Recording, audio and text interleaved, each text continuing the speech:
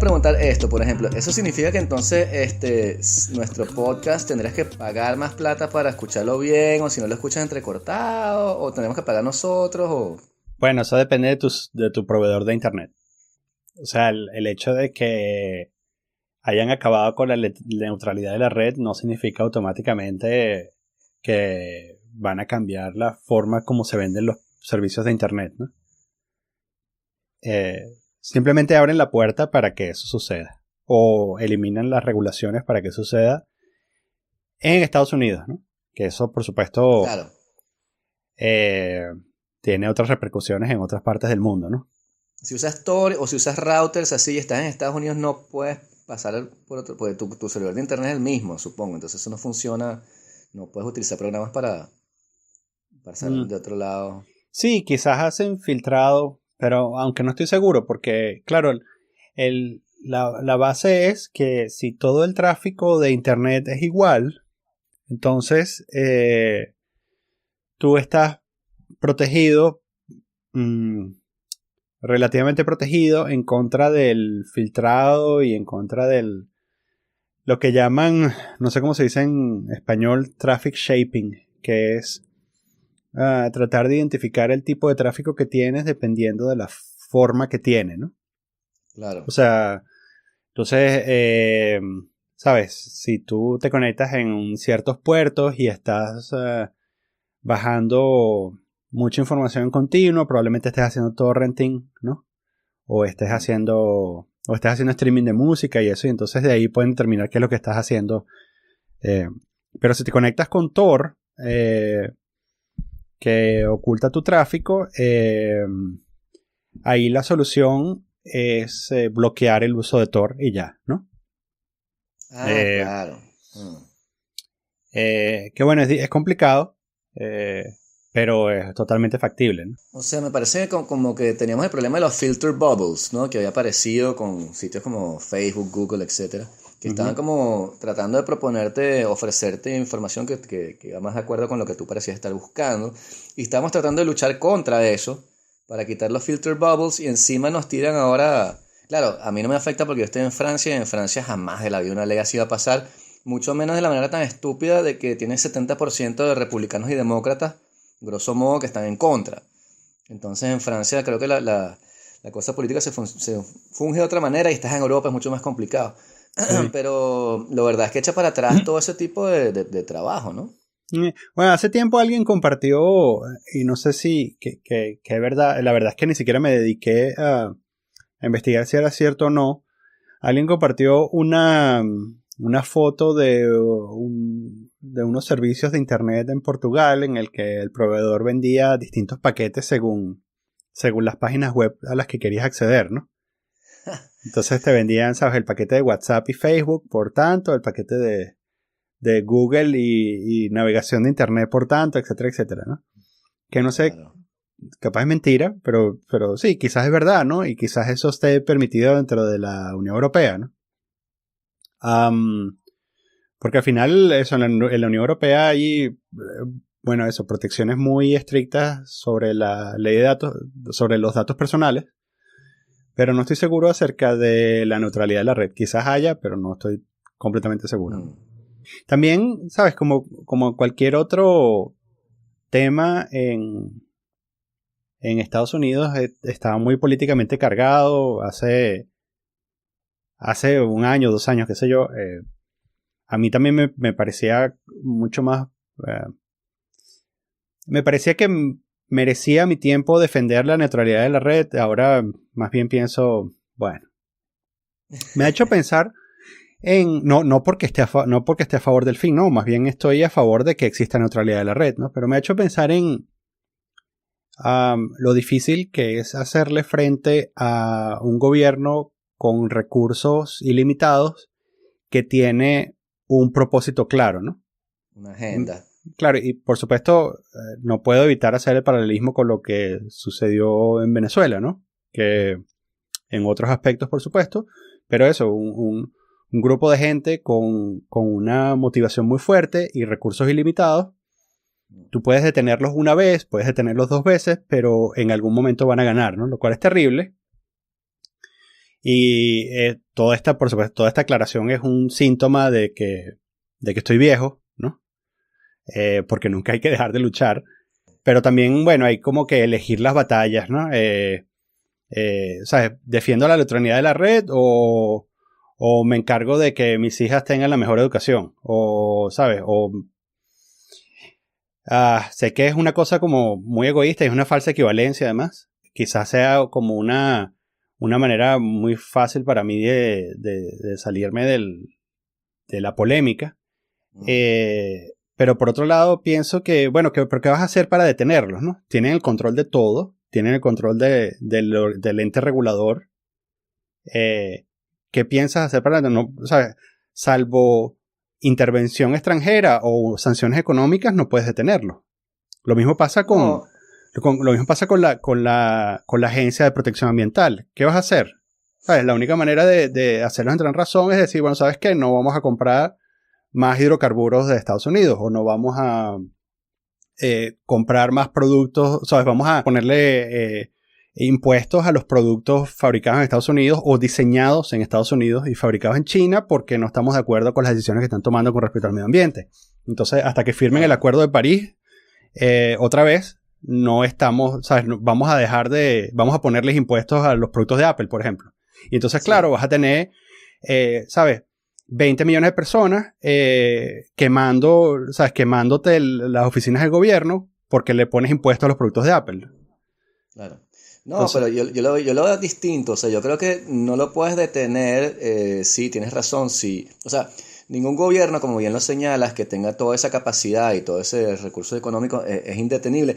Lo que puedes hacer y lo que tienes que hacer es hacerles ver de manera clara y precisa que el costo político va a ser mayor y que entonces a partir de ello se replanteen los políticos medios, no el que está a la cabeza ni el que está abajo, sino que fue más o menos lo que sucedió con las primeras reformas del healthcare que hicieron en Estados Unidos, ¿no? Que muchos senadores republicanos se dieron cuenta que el costo político de pasar esa reforma era muy grande y entonces dejaron de apoyarla.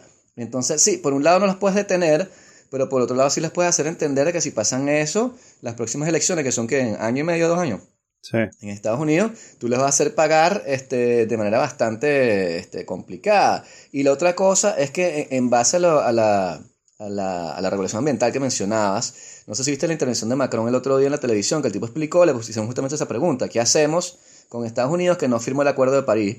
Y el tipo dijo, y me pareció genial, es que nosotros como Estados Unidos es una ley federal, nosotros lo que hicimos fue que fuimos a hablar con cada estado. Y entre California, Nueva York, que son Bloomberg y el alcalde de California, recuperaron la cantidad de plata que Estados Unidos había dicho que quería colocar en el proyecto del Acuerdo de París, y también los obligaron, o sea, se acordaron pasar ciertas cosas que están allí. Entonces Estados Unidos, una cosa muy particular, ¿no? Pero en cuanto a la libertad de Internet me parece eso, que sí, no puedes hacer absolutamente nada, excepto hacerles entender que le vas a dar una paliza electoral dentro de 2 años, pues. O sea, como elector también, ¿qué más puedes hacer? Suponiendo que seas americano, si eres francés no puedes hacer nada.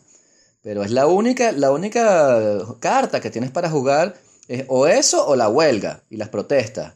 O sea, y no pagar impuestos, ¿no? Rebelión civil, manifestaciones y salida electoral. O bueno, guerrilla, suponiendo que quieras llevarlo a los más extremos, pero como elector no tienes más otras opciones sino esas.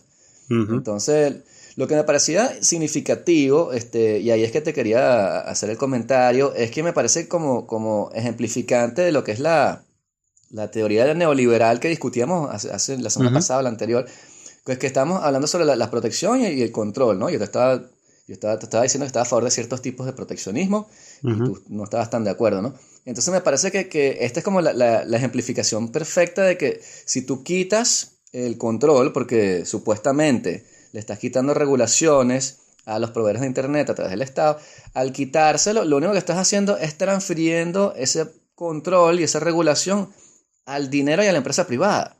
Porque ahora es la empresa privada la que va a escoger lo que le va a dar la gana de poner o no en su streaming. Claro, un liberal te va a argumentar, no, pero no van a poner cosas negativas porque pierden clientes, lo cual tampoco es tan cierto. Pero me parece como que bastante oportuno señalar que tú estás pasando el criterio moral, estético y todo lo que tú quieras al control de tu proveedor de internet, o de los 4 que existen, Verizon, AT&T, que sé yo, en Estados Unidos. y está diciendo, bueno, en aras de que no haya control, ahora no lo controlamos nosotros, controlenlo ustedes y hagan lo que les dé la gana. Y eso me parece que es bastante, puede ser peligroso en otros ámbitos, mucho más que en el ámbito de Internet, en el cual, bueno, le vas a cortar el Internet a un poco de gente y ya, ¿no? La defensa liberal, hay dos aspectos de la defensa liberal que me parecen rescatables. Uno es, si tú estás obligando o el mercado está obligando a los proveedores de Internet a encargarse de la infraestructura de telecomunicaciones, ¿sabes? Sembrar cables de fibra y ese tipo de cosas. Al tú poner regulaciones que afecten el flujo de caja de estas empresas o que creen un incentivo negativo para su crecimiento, haces que la infraestructura de telecomunicaciones del país no avance, ¿no? Sí. Porque no están los incentivos económicos para sembrar más cables de fibra, que es muy caro, ¿no? Entonces hay ciudades o pueblos, mejor dicho, que estarán perennemente incomunicados porque no hay suficientes potenciales clientes para llegar hasta allá, ¿no? Pero bueno, alguien diría, bueno, pero usarán celular y ya, fin. No, pero, o sea, sí, bueno, después te... Sí, y la otra, el otro aspecto es que si las empresas de telecomunicaciones pueden ser más competitivas ofreciendo paquetes y además de pronto pueden ofrecer planes que sean más baratos, quizás logren mayor penetración y bueno, haya ayude a levantar la economía, qué sé yo, ¿no? Porque más gente se va a meter en internet, la gente va a comprar el básico de Facebook y entonces van a estar conectados en Facebook todo el día, ¿no? Y vas a poder manipularlos como te dé la gana. Por otro lado, o sea, el hecho de que haya pasado esta desregulación me parece también que es una función o un resultado de que el tema desde el punto de vista técnico es complicado y a muy poca gente le interesa al final cuáles son los detalles técnicos, ¿no? Y cuáles son las consecuencias puntuales de renunciar a la neutralidad de red, ¿no? Entonces es muy cómico también ver cómo, o ha sido muy cómico ver cómo muchas empresas empresas de internet o páginas web han montado esta campaña a favor de la neutralidad de la red, ¿no? Porque es una cosa muy difícil de explicar y quizás al ciudadano común no le interesa, ¿no? Es una de estas cosas como las que tú mencionabas la última vez, sabes, que no descubres las consecuencias hasta que estás atrapado, ¿no? Hasta que estás atrapado en la distopía, ¿no? Y entonces, quizás, de nuevo, volviendo a lo que decía antes, es una cosa inevitable, ¿no? Tenemos que experimentar la distopía para eso. Una de las cosas en la que podemos establecer un paralelismo también es con el asunto del roaming. ¿Sabes qué? El roaming, particularmente en Europa, fue una fuente de flujo de caja grandísima, ¿no? Para las empresas de telecomunicaciones en los últimos 20 años, ¿no? Y llegó un punto, digamos a finales de los 90, en el que el problema del roaming estaba resuelto, porque cuando la comunicación celular se pasó a digital, la comunicación se convirtió en un flujo de unos y ceros, ¿no? Y todos los países europeos estaban interconectados con fibra, por lo tanto el costo de transmisión de la llamada es cero, ¿no? O sea, cuando tú estás hay por supuesto costos de operación, costos de asignarte un número temporal, de conectarte, qué sé yo, pero el costo del roaming tiende a cero, ¿no?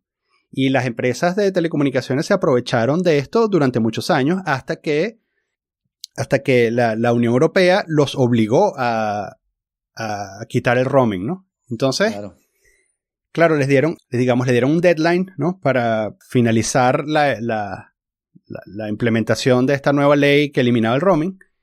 Y algunas empresas picaron adelante, ¿no? Claro, se dieron cuenta de que el primero que eliminara el roaming iba a ganar clientes. Entonces, Vodafone, por ejemplo, eliminó el roaming, ¿sabes? Como medio año después de que salió la ley, los tipos eliminaron el roaming, ¿no? Y resulta baratísimo, ¿sabes? Tú puedes ir, además que, claro, por supuesto depende de dónde lo contrates y eso, pero tú puedes ir a España y contratar, ¿sabes? Comprar un chip que tiene roaming de datos y usarlo en Francia. Claro. Y es un precio, ¿sabes? Irrisorio, ¿no? Es incluso, es más barato que muchos operadores franceses, ¿sabes? Que el plan de datos de muchos operadores franceses, ¿no? Claro. Y entonces ahí está el asunto que también un liberal te podría decir. Esto es un ejemplo de cómo el mercado cumple el papel de autorregulación. Porque, ¿sabes? Los tipos eliminaron el roaming, que es algo bueno para la gente, y eliminaron el roaming porque había un incentivo económico para hacerlo. Entonces, podríamos establecer algún tipo de paralelismo entre la eliminación del roaming y la creación de planes baratos de Internet. Sí, pero yo creo que, o sea, yo tengo un ejemplo que me parece, bueno, otro diferente a lo que tú estás diciendo, pero varias cosas allí, porque cuando pasaron la ley de Obama, justamente la neutralidad de Internet, el director de AT&T le preguntaron justamente si él iba a dejar de invertir en zonas rurales y tal, y qué sé yo, donde es más complicado y más costoso, y el tipo dijo que no haya ninguna incidencia entre la ley y sus planes de desarrollo a futuro. Entonces me parece cuestionable la idea de que van a sacrificar un mercado existente ahí, pero bueno, SWAT. La otra cosa es que me parece cómico porque, o sea, la ley lo que evitaba era la regulación, o sea, es una regulación que evita la regulación, si se quiere, porque la ley lo que hacía era evitar que pudiese regular. Sí, entonces, correcto. al eliminar la ley que prohíbe la regulación, lo que estás es instaurando una regulación solo que está en manos de los privados. Y por otro lado, me parece que un ejemplo también paralelo es el de las vías de tren, ¿no? Que tienes una diferencia entre lo que son las vías de tren en Estados Unidos y su desarrollo y por qué no hay. Y en Europa, por ejemplo en Francia. Y en Francia resulta que las vías de tren se consideran una necesidad social para la movilidad de la gente. Y entonces la SNCF, la compañía de trenes, subvenciona la existencia de ciertas rutas que son a pérdida. Entonces por eso que si yo pago mi pasaje entre París y, qué sé yo, Lyon, hay un gran costo en el cual yo estoy subvencionando las pequeñas líneas entre Lyon y el pueblito del lado y el pueblito del lado. Entonces sí, el costo es mayor, pero por otro lado te mantiene a la gente conectada. Entonces, si hacemos eso con la internet y los tipos dejan de invertir en los pueblitos y tal y qué sé yo, por un lado estamos yendo en contra de aquel derecho humano que inscribieron hace poco, de que es el libre acceso al internet, ¿no? Porque le está quitando esa posibilidad a la gente.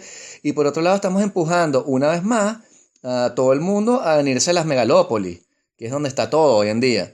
Entonces me parece catastrófico desde ese punto de vista también. Lo que tenemos que hacer es descentralizar a la movida de la gente, no traer más gente a París, porque entonces si te vas a Aix-en-Provence, entonces no hay la internet es más lenta y no hay tren.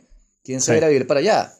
Entonces, no sé, me parece que hay muchos elementos allí que apuntan a favor de haber mantenido esa regulación. Pero bueno, ya veremos qué sucede. Por lo menos tenemos a Estados Unidos como caso. Veremos, ¿no? Nos ayuda acá a saber qué vamos a hacer nosotros. Sí. Bueno, y las telefónicas de telefonía móvil, quiero decir, en Estados Unidos son, ¿sabes? Están famosamente atrapadas en el pasado, ¿no? Los planes de datos son una burla. La calidad del servicio también es una burla. Igual las cableras, ¿no? Las compañías de cable son también... Y todo eso está relativamente desregulado y supuestamente responde a las necesidades del mercado, ¿no? Pero, y esto es un ejemplo también de un ejemplo como que apoya el punto que tú defendías la vez pasada, que es que, ¿sabes? Alguien puede argumentar, bueno, pero hay competencia porque hay 4 operadoras. Sí, pero hasta cierto punto, porque lo que termina sucediendo es que las operadoras se engullen unas a otras. Claro. Y terminas con unas cableras que son una absoluta porquería, ¿no? Porque... Sí, que creas oligopolios, básicamente. Creas oligopolios y tienes que... Porque, bueno, básicamente tienes un territorio muy grande que cubrir y hay mercados en donde sencillamente no vale la pena competir contra el líder. Y entonces o te vendes al líder o sencillamente quiebras y ya, y te vas, ¿no? Y entonces la gente se queda atrapada con estos proveedores de internet o de cable que son terribles, ¿no? Como famosamente Comcast, es como el ejemplo que usa todo el mundo para... Sí, ¿no? AOL. Y que, ¿sabes? Si tú vives en un entorno, para nosotros es difícil de comprender hasta cierto punto, ¿no? Porque, bueno, lo podemos entender porque venimos de Venezuela, pero cualquier ciudadano normal en un país como Francia o España, le es difícil entender cómo puede haber una sola operadora, ¿no? ¿Cómo es posible que haya una sola operadora. Entonces en esos casos es muy fácil la defensa liberal, porque tú dices, ¿sabes? Es imposible que haya una sola operadora porque hay mercado, hay clientes y va a venir otro operador y se va a instalar. Pero no, porque bueno, el costo de entrada es muy alto. Que es lo mismo que pasa con los trenes, ¿no? Que el costo de entrada, ¿sabes? Es altísimo. Alguien te podrá decir con ese asunto de los trenes que, bueno, habrá que ver cuál es la moralidad de mantener rutas que dan pérdidas mientras tienes a un poco de gente en la banlieue, ¿sabes? Viviendo como animales, ¿no? Claro, sí. O sea, es un tema. La cosa es que creo que se revierte a la distinción que habíamos hecho la vez pasada, que por lo menos en Francia un francés va a considerar que hay ciertas cosas que no son estrictamente comercializables o no deberían serlo y por tanto no deben tratarse de la misma manera. Es decir, yo creo que un francés o un izquierdoso, qué sé yo, te diría que sí, está bien que tú privatices, por ejemplo, el chocolate. Y que si tú quieres chocolate, tú te compras el chocolate, pero al final ese es problema tuyo y eso es lo que te da la gana. Es un lujo. Pero cuando se trata, sí, es una cosa como una opción o qué sé yo, como que no es esencial. Pero si no queremos crear más distinción entre las capas sociales, no podemos quitarle cosas como el acceso a la educación. Y hoy en día el acceso a la educación pasa por la Internet. Entonces no podemos tratar el acceso a Internet de todo el mundo como si fuese un bien suntuario de consumo que le da la gana a la gente, porque no es lo mismo eso, comer chocolate que tener acceso a la Wikipedia.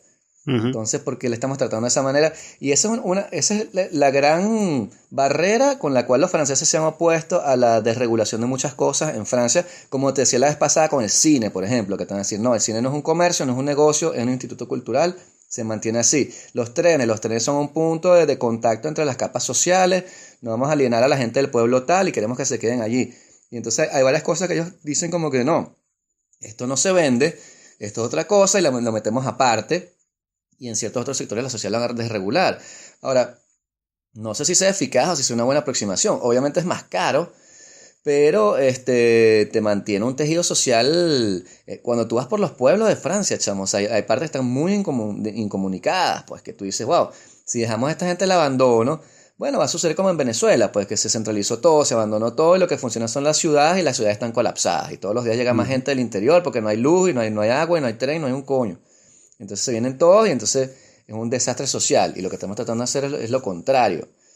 Pero no sé, o sea, eso, cuando son cosas como que, entre comillas, para no entrar en debate y tal, libertad, educación, bla, bla, bla, coño, es más complicado, sobre todo cuando lo estás poniendo en manos de gente como AT&T, Comcast y Verizon, weón, o sea, que sí, que son unos tipos muy competentes en el hecho de hacer dinero y son unos businessmen increíbles, pero de allí a tener algo que decir sobre qué clase de páginas puedes acceder o no, o sea, porque supongamos, distópicamente hablando, que de pronto el presidente de Verizon es un mormón y le da la gana de que nadie pueda ver pornografía porque no le gusta, o cierto tipo de pornografía, para hacerlo menos polémico.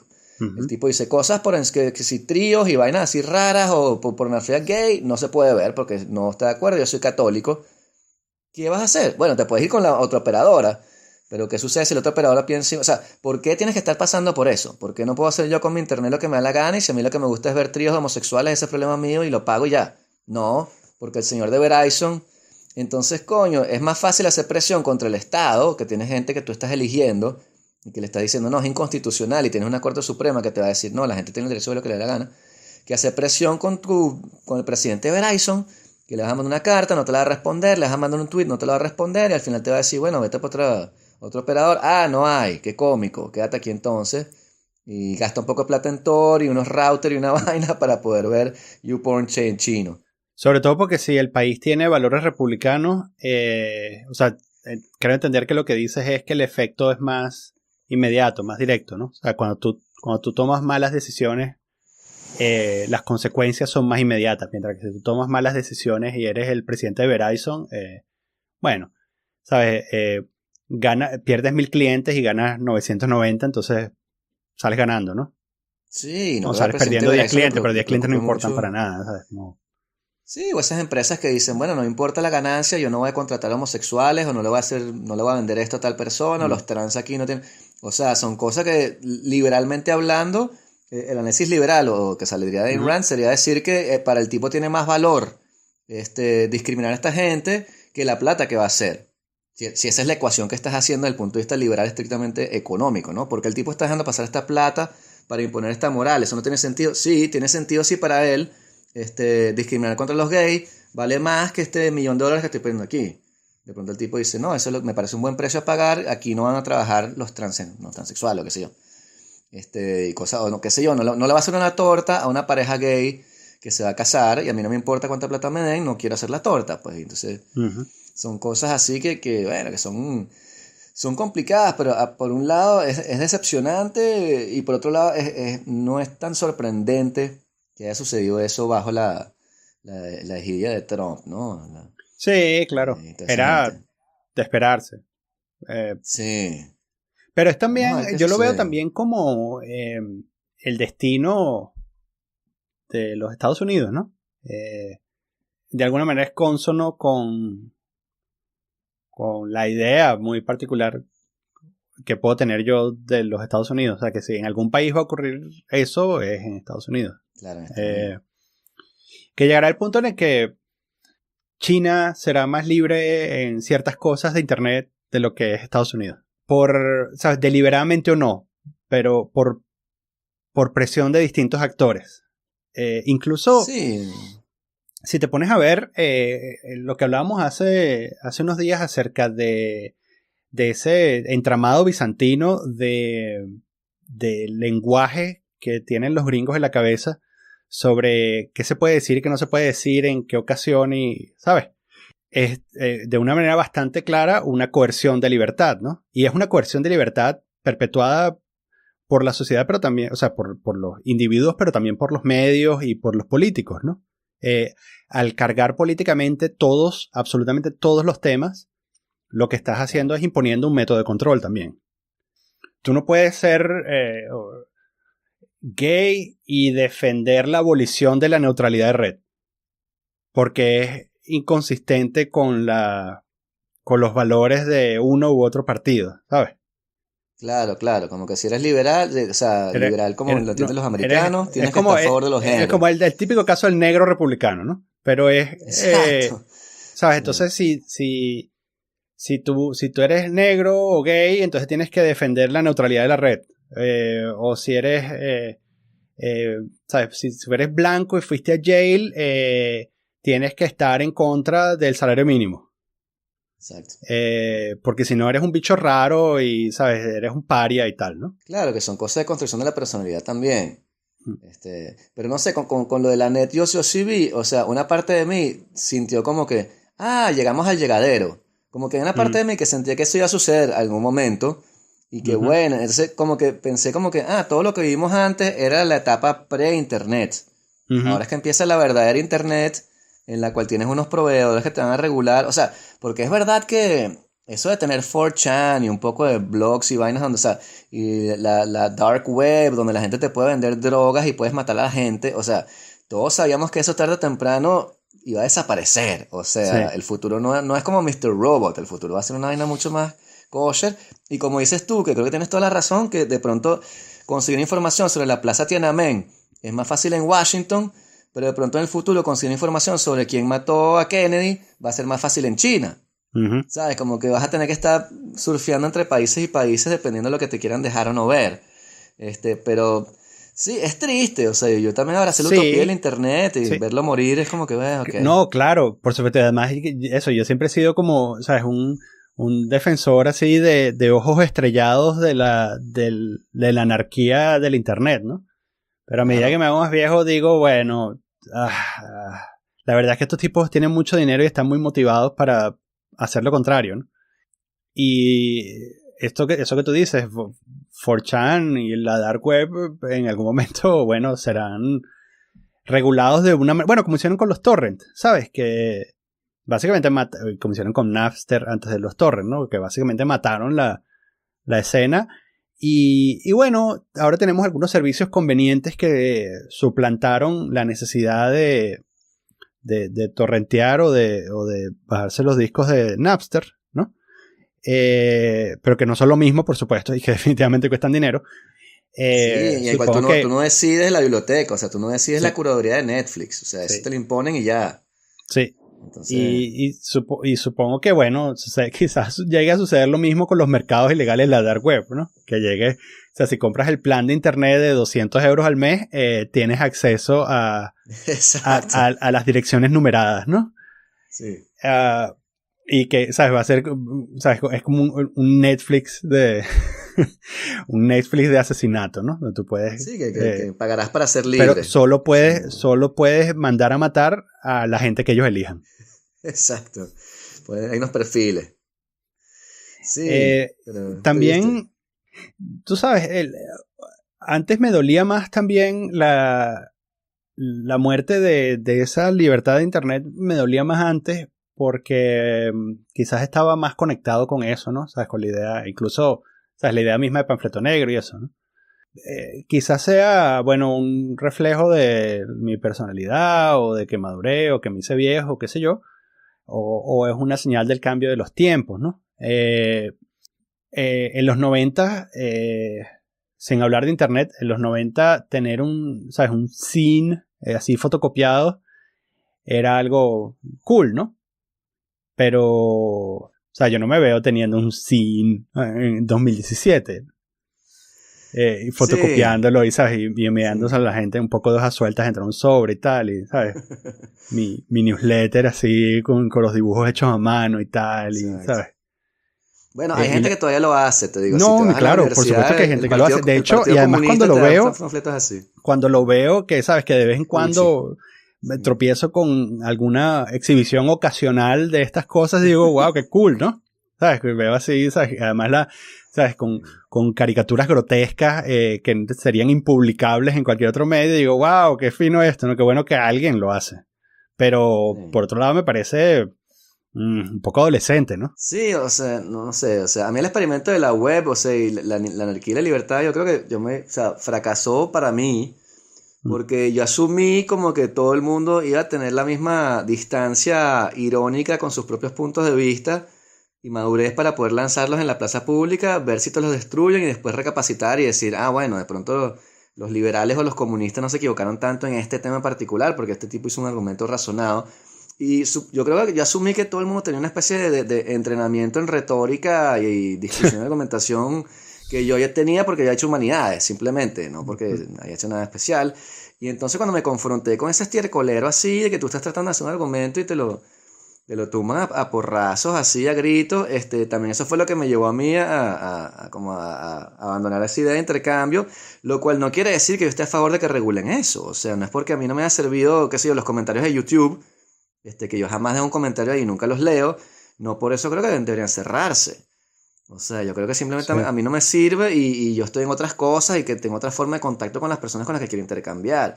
Pero no es porque a mí Facebook me haya parecido deprimente y ridículo y redundante y que me salí, que creo que deberían cerrarlo para todo el mundo, ¿no? Pero como experimento sí, o sea, esa discusión fracasó y por otro lado, con estas regulaciones vamos a ir más para atrás y menos para adelante, lamentablemente. ¿Tú veías televisión cuando chamo? Muchísima, sí, muchísima televisión. Y ahora, me imagino, no ves tanto. Ahora no casi veo televisión, o sea, veo más series, películas y televisión per se, o sea, como decir, encender el televisor de la casa, lo tengo nada más para los eventos deportivos. Entonces, el 23 voy a ver el Real contra Barcelona, lo va el 23. Y aparte de eso, y los discursos políticos, así, ¿sabes? Cuando hay una elección o cuando toman algún gobierno y quieres saber qué sucede, lo cual también la podrá conseguir por internet. Pero per se la televisión no, o sea... ¿Cuándo dejaste de ver televisión, más o menos? Paulatinamente, o sea, yo recuerdo que fue un momento también que yo en las mañanas, como estaba tratando de aprender francés, ponía las noticias. Y entonces escuchaba la broma y me deprimía burdo, o sea, no me deprimía, sino que me ponía angustiado y nervioso porque siempre está pasando algo, ¿no? Y sobre todo en las noticias francesas que son verdaderamente globales, ¿no? Que no se van a enfocar tanto en el lado nacional, sino que entonces siempre hay un muerto en Palestina, una central nuclear explotó en Japón o algo así. Y entonces me ponía como más tenso y entonces dije, no, yo no quiero saber más nada de esto. Y fue antes de que nacieran mis chamos. Y yo estaba completamente salido de eso y me di cuenta que era más interesante para mí como leer en las mañanas o escuchar música que estar viendo noticias que después las podía agarrar igual, porque las noticias aquí también o sea, tú sales a caminar un rato de aquí al metro, ves la portada, ya tú sabes lo que está sucediendo, luego tienes información. Y eso me hizo sentirme mucho mejor. Y también en esa época estaba más en redes sociales, entonces las noticias las agarraba más por allí. Hoy en día que ya ni eso, francamente, no sé, otra cosa. Pero, o sea, es mi aproximación, como digo, no es la que sería imponerle a nadie, ¿no? Cada quien hace lo que le da la gana. Pero tú ves televisión. No, bueno, me pasó, al igual que a ti, cuando estaba recién llegado a Francia, veía mucha televisión porque estaba tratando de acostumbrar el oído, ¿no? Claro. Lo poco que sé de francés lo aprendí viendo televisión. Cuando migré a España veía televisión al mediodía, pero por más o menos las mismas razones, ¿no? Porque estaba como aclimatándome y estaba viendo que había. Pero en Venezuela no, casi no veía televisión, excepto, bueno, aquellos periodos en los que casi caía el gobierno, supuestamente. Sabes que Claro. veía Globovisión, Asco. O veía venezolana de televisión porque, ¿sabes? Cual piedrero, ¿sabes? Claro, Metiéndome sí, más y sí. más. Pero no era una cosa regular, una cosa totalmente excepcional, ¿no? Sin embargo, yo crecí en casas en donde no se apagaba el televisor. O sea, el televisor estaba prendido todo el día y yo crecí con el televisor prendido todo el día. Eh, Claro, eh, pero para mí eso no era ver televisión. O sea, sí, yo conozco esas casas, pero en no, mi no, caso no era así, no pero era... quiero decir, educado por el Ujú. ¿sabes? Educado por el televisor, o sea, que te Claro, sientan enfrente del televisor y te dejan ahí, ¿no? sí. Eh, Ajá. y toda mi vida fue así hasta quizás hasta que llegué a la universidad, yo creo.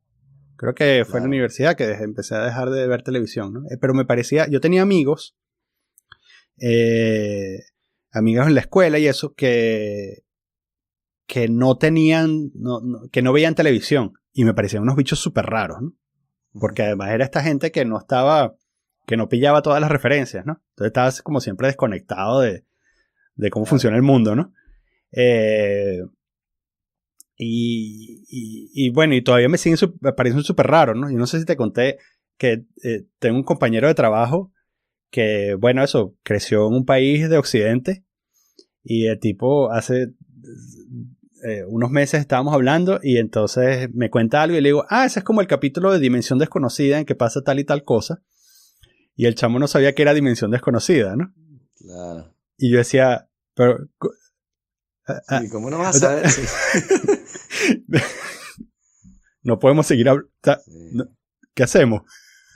¿Cómo continuamos nuestra relación de aquí en adelante? Eh, y entonces, claro, gente que se perdía todas estas referencias culturales me parecía una gente súper rara, ¿no? Pero después yo dejé de ver televisión y me perdí también un montón de referencias culturales Claro. creciendo, ¿no? Hay como unos baches, tengo como unos baches así de a finales de los 90 en el que no me enteré de nada, ¿no? Y sencillamente no me interesa. O sea, de hecho me parece como trabajoso, ¿sabes? Encender el televisor y buscar todo ese asunto me parece como un poco fastidioso, un poco trabajoso. No, Por o sea, supuesto, ver series ahora es muy conveniente porque ¿sabes? Las buscas y ya y la ves, ¿no? Y igual ver películas, ¿no? Entonces, eh, pero ahora incluso prendo el televisor y entonces, por ejemplo, está empezando una película que ya vi y digo, la veo o no la veo. Y entonces después digo, no estoy seguro si me quiero comprometer a ver esto, ¿sabes? Porque me voy a sentar aquí y la voy a ver hasta que se acabe y eso significa que son 2 horas. Está bien, voy a estar revisando el celular durante las 2 horas, pero igual son 2 horas de mi vida que no sé si quiero. Y entonces lo apago, ¿no?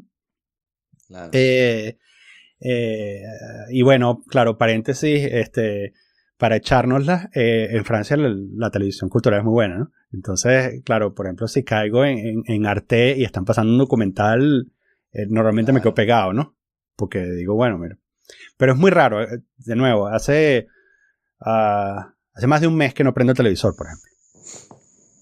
Pero había como referencias y referencias, porque, o sea, para mí la televisión venezolana es lo que les decía ayer a estas panas, que a mí me salvó del marasmo cultural que era Venezuela en los 80 porque había 4 canales nada más, ¿no? La gente se olvida, era Sí. RCTV, Venevisión, el 10 que estaba empezando, Televen, y el Canal 8. Y todos pasaban telenovelas, excepto el Canal 8, que tenía una programación muy heteróclita, y entonces yo me formé, o sea, mira, yo me acuerdo hasta el sol de hoy, mira, el lunes pasaban Hunter el Cazador, el martes pasaban Cagney y Lacey, Seguro. el miércoles pasaban Moonlighting, Uh -huh. el jueves Remington Steele, Y el viernes, que era mi día menos favorito, era Reportera del Crimen. Y el sábado Alfred Hitchcock presenta. Entonces, ¿sabes? Todas esas tipos de cosas fueron las que me formaron a mí, pero no había nadie que las viese en mi colegio. O sea, éramos yo y los otros 3 nerds que no veíamos la telenovela espantosa del Canal 2 o el Canal 4, ¿no? Y también había una retahíla de películas chinas de los 60 y 70, de esas de pelea, weón. Sí. Que sí, con Bolo Young. Yo crecí admirando a Bolo Young y la gente, ¿quién? Y yo, Bolo Young, que pelea contra Bruce Lee, siempre le cae de coñazo, un gordo. Y la gente no sabe de qué coño estaba hablando. O sea, yo crecí viendo lo que veía Tarantino, que eran esas películas B de los hermanos no sé qué vaina en China. Y entonces eso me formó a mí, pero yo me sentía más alienado viendo esas vainas y no pudiendo comunicarlas que no viendo nada, ¿sabes? Como que yo llegaba así como emocionado, verga, ¿viste? La pelea ayer entre los manchures y la dinastía de los Ming. Y la gente, no vale, estamos viendo Chica Silva. ¿Qué estás haciendo tú? ¿Qué? Claro. Películas chinas, ¿no vale? Claro. Entonces, sí, para mí esas series de venezolana de televisión, para mí es un recuerdo de mi abuela, porque yo las veía con mi abuela y las veía todas exactamente así, igual que tú. Por eso tenemos un podcast. Lobo del Aire. El sábado era Lobo del Aire. Lobo del Aire, claro. Sí. The A-Team, eran Los Magníficos. Y por supuesto yo quería ser como Remington Steele y poder tirar referencias ¿sabes? De películas B así en cualquier circunstancia. Y muchas de las cosas de mi retentiva, de mi personalidad, del poder sacar referencias culturales viene de haber visto Remington Steele. O sea, si yo no hubiese visto Remington Steele, no estaría diciendo cosas como, ese es el episodio de Dimensión Desconocida, que bla, bla, bla, bla. Claro. O no estaría diciendo, ese es como tal película, porque de eso lo aprendí viendo Remington Steele.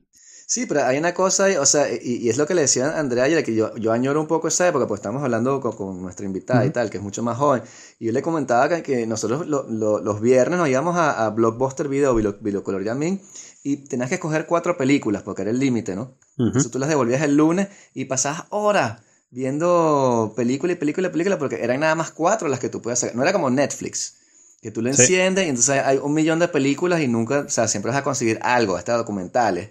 Aquí tienes que ir con la convicción de que esta vaina la voy a ver y tengo 3 días nada más, ¿no? Y te encerrabas a ver las películas y las apreciabas. O sea, yo veía el productor, el director, volteabas la carátula, ¿quién coño hizo esto? Coño, vamos con otra película. Y eso, eso ya no existe, ¿no? Y creo que hay una pérdida ahí cultural, o sea, en el rollo de consumir las películas como si fueran bombones, M&M's. Coño, se pierde un pelo el respeto ese que uno tenía como por la carátula, la foto, así como que Stallone en... ¿cómo se llama esa película? Cobra. Sí, la que es un policía. Verga, no sí, bueno, además que claro, tú te comprometías a ver la película porque tenías que ir hasta el lugar y, o sea, físicamente ir después a tu casa y meterla, rebobinarla, qué sé yo. Sí. Y entonces había como una especie de compromiso. Ya estabas como metido en el paquete, ¿no? Tenías que ver la película, ¿no? No es que le ibas a cambiar y poner otra. Sí. Le ibas a pagar igual. El lunes cuando llegaras la pagabas igual. Entonces, sí, es la nostalgia. La gente dirá, qué nostálgico. Sí, bueno, que mucha gente dice lo mismo acerca de los LP y eso, ¿no? Que es el mismo asunto, ¿no? Que tú te aprendías los LP, te aprendías las canciones en parte porque eras un adolescente pegado y estabas escuchando las cosas por primera vez. Sí. Y tenías 0 referencia acerca de lo que estabas escuchando. Pero por otro lado también porque estabas comprometido con eso, ¿no? Si te habías gastado tu mesada en un disco, ese era el único disco, ¿no? Y tenías que oír ese disco hasta que se te gastara la aguja. Pero había una apropiación, o sea, tú como melómano que no escuchas menos música hoy en día que lo que escuchabas cuando tenías disco, ¿no sientes que hay una apropiación de la música, o sea, una integración de lo que es el arte en tu vida, como que de vivir la experiencia de escuchar el disco, muy diferente cuando tú ibas así a la tienda de discos y entonces era un sábado y tenías plata para 2 discos nada más y de pronto apareció un en vivo que tú no conocías que los tipos habían hecho y tienen el disco allí y un pana te dijo y tienes que tomar decisiones y ves el cover art y abres el disco y ves las letras y dices, coño, me llevó porque tiene las letras, lo produjo tal. Había como o sea, yo siento que yo escuchaba la música de mejor manera, si se quiere. Capaz que es porque tenía más tiempo, porque era chamo y no había internet. Y entonces lo único que hacía era escuchar música y leer libros. Sí. Pero sí siento como que hoy en día, yo he hecho streaming de discos así, que la vaina dice, los he escuchado 100 veces y no me acuerdo, o sea, digo como que, coño, ¿qué canción está en este disco? No me acuerdo porque lo puse y estaba corriendo, o en el metro, o sabes, no... Con más atención, lo escuchabas con más atención, pero puede ser por lo otro que te estaba diciendo, que que es la primera vez, o sea, no tienes ningún referente, ningún asidero cultural al respecto, y es la primera vez que estás oyendo eso en tu vida, ¿no? Y entonces nada te suena como algo que hayas escuchado antes, entonces te queda más grabado. Pero sin duda, ese asunto de la apropiación, además que, claro, si nosotros pudiésemos recuperar, ¿sabes?, el 10% del tiempo que invertimos mortificados en la tienda de disco tratando de decidirnos entre 2 o 3, ¿no? ¿Sabes? Seríamos millonarios en tiempo, ¿no? No, Porque... pero ese es tiempo bien invertido, ese es tiempo bien invertido. O sea, el tiempo mal invertido fue haciendo la cola para sacar la cédula o el pasaporte y pasaste 3 bueno, días. sí, también. Eso sí, o sea, pensando cuál disco, o sea, pensando como que, coño, ¿dónde fue que tocó este carajo? ¿Cuál era el tecladista de este grupo hace 3 discos? Sí. Vamos a buscarlo. Y, wow, qué interesante. Que no sé si te pasa, que hay un montón de portadas que yo creo que son de discos que tengo y nunca los tuve, sino que son portadas que vi 1000 veces en la tienda de discos, que nunca me lo compré, pero es como si me lo hubiese comprado porque siempre pasaba por ese disco, ¿no? Claro, entonces, claro. hay como que toda una, o sea, es como un grupo de portadas entre, digamos, 1988 y 1995 por ahí, en el que, sabes, que son portadas que están como grabadas en mi memoria, ¿no? Entonces yo la veo y sé automáticamente qué es. Claro, y también el rollo del MTV de los videos musicales, que en esa época los lanzaban con una fecha. Sí, Decían, sí. dentro de 2 semanas, el nuevo video de Prince. Sí. Y entonces todo el mundo, wow, hay que verlo, porque lo pasaban ese día, a esa hora, y después no lo pasaban más. De pronto al día siguiente, tú no sabías, tenés que esperar. Era como ir en YouTube y lo después de 15 veces seguías si quieres. Ahí era como que no, ya te pelaste y qué sé yo, November Rain ya pasó y todo el mundo lo vio y tú eres el único que no lo vio y tú estás, que estás tocando guitarra encima de un precipicio, wow. A mí me pasó hace unos meses cuando se murió Tom Petty, que vi, bueno, eso, alguien compartió por supuesto los artículos. Entonces cayó un artículo de Tom Petty y están hablando de Full Moon Fever, que es el primer disco de solista de él, que es como del 90, 91 por ahí.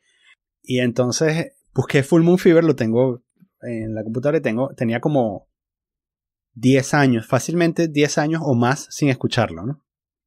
Pero entonces lo busqué, caí en el disco y leí el tracklist y me di cuenta de que podía empezar a cantar cada una de las canciones del tracklist. Claro. Porque me las sé de memoria, a pesar de que tenía 10 años sin escuchar el disco, ¿no?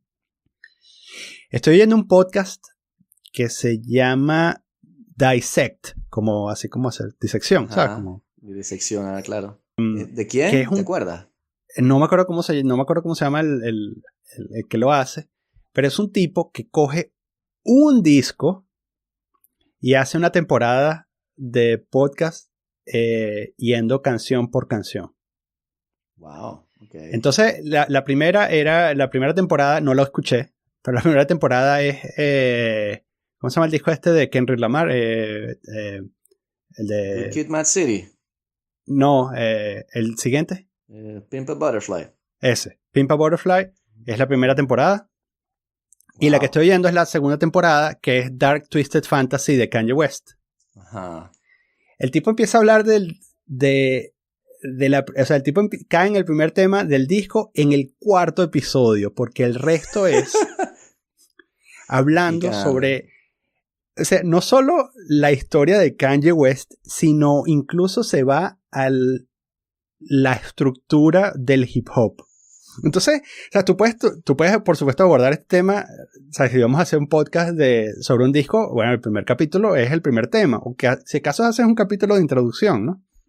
Claro. Pero este tipo es meticulosamente exhaustivo en las descripciones de lo que va a decir. Entonces el tipo, hay cosas que se podría saltar y gracias a Dios que no lo hace. Porque el tipo dice, ¿sabes? Por ejemplo, llega un momento en que empieza a hablar de los samples, ¿no? Y cómo el hip hop es, ¿sabes? Está basado en samples, ¿no? Claro. El tipo, número 1, explica qué es un sample. No tiene por qué, porque si tú estás oyendo, ¿sabes? Sí, si estás viendo un podcast así, tú sabes lo que es. Pero lo interesante es que el tipo lo hace de una manera que te gusta oír lo que le está diciendo, ¿no? O sea, tú sabes lo que es un sample, pero el tipo va y te pone varios ejemplos, ¿no? Y entonces, ¿sabes? Coge, digamos, temas históricos del hip hop y los descompone y te dice, ¿sabes? Este es este sample, este es este sample y este es este sample. Claro. Y te lo arma otra vez, ¿no? Es excelente. Y bueno, luego que te explica la estructura de los samples y te habla de hip hop, después empieza a hablar de Kanye, ¿sabes? De Kanye como productor, ¿sabes? Como productor de Jay-Z y tal, ¿verdad? Sí, cuando empezó y tal. Y después los primeros 3 discos y todo eso. Muy bueno. De verdad que me acordé de ti porque creo que es uno que te va a gustar. Sí. He hecho una escuchada. Pero hay tantos podcasts, o sea, tengo una cola de podcast ahí que no he podido escuchar, básicamente. O sea, es que hay tanto. Y ahora va a estar también contaminando el internet. Con otro poco de información que... Sí, exacto. Pero bueno, coño, la próxima vez hablamos que te quería comentar también, pero es un tema largo, el objeto no identificado que entró en nuestro universo, en nuestra galaxia. No sé si lo viste. El sistema solar, sí. Sí, ¿te acuerdas? Sí, pues yo creo que podemos hacer el intento porque yo no sé qué más podemos hablar, ¿sabes? Son los extraterrestres y ya, ¿no? No, yo creo que es más bien, o sea, de hecho, cuando la primera vez que lo leí pensé, o sea, lo leí y dije, ya va, ¿estoy leyendo un medio ruso o no? Porque me sonaba como una de estas noticias así que salen en RT, ¿sabes? En RT. Es que sí, es complicado, pero yo con mis conocimientos exhaustivos y extensos de física astronómica, ¿no? ¿Qué te puedo decir? Porque la cosa es esa, el otro día estaba viendo justamente a Tom DeLonge, ¿sabes? El cantante de Blink 182, Ajá. que se volvió loco, se volvió completamente desquiciado, te va a pasar los vínculos para que lo veas, y el tipo ahora está convencido de que hay aliens en el mundo y él está trabajando con la CIA para buscarlos. Y él tiene pruebas y vaina y ¿sabes? Y entonces habla de Roswell y de la zona 51 y todo eso. Y entonces yo decía, wow, o sea, de verdad que te metes este rollo sin ningún tipo de entrenamiento matemático, físico y terminas como este pana, weón, creyendo que era lo que él decía, que hay un mundo, una materia negra que nos está consumiendo y son bichos, o sea, de tipo como Stranger Things. Vainas que saltan como que de un mundo para acá. Y tú decías, wow, este pana. Y entonces el tipo que metió toda su plata en eso tiene una empresa, en fin. Va a ser muy complicado tener información sobre eso sin que caigan los troles. Si vas a dejar la escuela para seguir con tu banda de rock, tienes que pensarlo muy bien. Sí. Porque va a llegar un momento en el que no vas a poder enlazar un hit con otro y te vas a encontrar de pronto en tu casa necesitado de atención. Sí. Y tu limitación principal va a ser esta educación de secundaria que tuviste, ¿no? Y bueno, vas a tener que navegar el mundo con estas muletas y te convertirás inevitablemente en un hazmerreír, ¿no? No, y es el caso clásico el personaje que siente una especie de empowerment con la teoría de la conspiración, ¿no? Ajá. Se dice como que no, es que yo he logrado entender vainas que la otra gente no. Claro. Entonces le preguntan como que, ¿y cómo hiciste? O sea, ¿por qué? Bueno, porque me leí los libros, pues. Y que bueno, ¿pero qué libros son? Bueno, pero eso están por... Y tú dices, bueno, pero... ¿Sabes? Que eso siempre como que yo sé que Bush tumbó las Torres Gemelas y tú no. Y entonces yo soy más inteligente que tú. A pesar de que mi teoría no tiene ni pies ni cabeza. Y es bastante extraño. Bueno, no sé. Va a ser más refrescante el año que viene hablar de aliens que hablar de Corea del Norte. O sea...